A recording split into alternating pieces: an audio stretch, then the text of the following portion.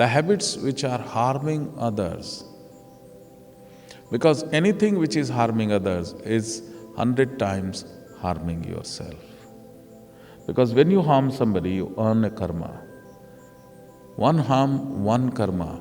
So I say, okay, no problem, one karma, but it is not one karma, it's a seed of the karma. And that seed is going to become tree, and that tree is going to bear fruits, and there is going to be unlimited, infinite fruits. And these fruits are still going to carry the seed, and those seeds are again going to give birth to the tree, and those trees are again going to bear the fruits. So, one karma, one bad thing and one karma, you are not stopped there. It is not even binary fission. Like bacteria, they multiply with 1 plus 2, 2, then 2 plus 2, 4, 4 plus 4, 8. It is not that. It is even much more than that, the karma.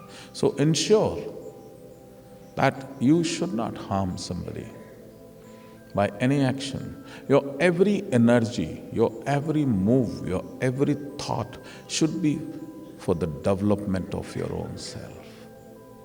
So any of those habits which are hurting others, which are not good for others, you must clean that garbage every day. I don't need it. Because if there is a garbage in your kitchen, if there is a garbage in your house, after some time it is going to stink. Similarly, if you have bad habits in you, even that is going to stink. So you think that, okay, let it be there, but that stink, the bad, foul smell is going to, the person will start emitting. He may not be able to feel bad about that foul smell, but others definitely, unconsciously. So you must make sure that every day when I get up, or every day when I am going to sleep, I am going to clean the garbage.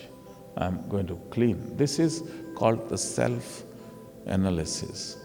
Instead of analyzing others, instead of analyzing, देखो वो क्या कर रहा है, वो उसने क्या किया. Instead of that, a true Shiv Yogi, a normal common man is going to analyze others. But anyone who is my disciple, who is learning Shiv Yoga, is going to analyze his own self. So somebody says, Babaji, I want to be your disciple. There is no ritualistic thing that I become the guru and in a ritual ceremony you become the disciple. There is no such thing.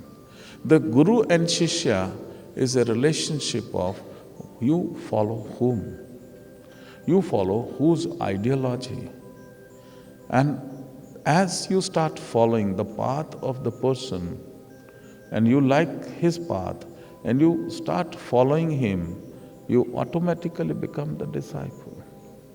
There is no such thing called ceremony is there and ab jo hai तुम शिष्य बनने वाले हो, मैं गुरु बनने वाला हूँ. Marriage ceremonies, yes, but Guru Shishya, there is no ceremonial thing. It is the inner consciousness. It is the merging of inner consciousness.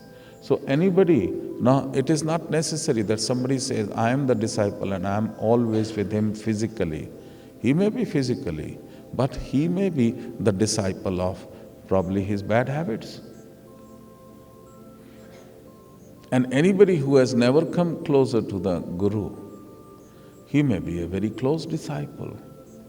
So it is the guidelines, the path which has been shown to you. The moment you start following, you build a connection. And that connection, his energy of that saint, it envelops you, it protects you, it guides you, it helps you.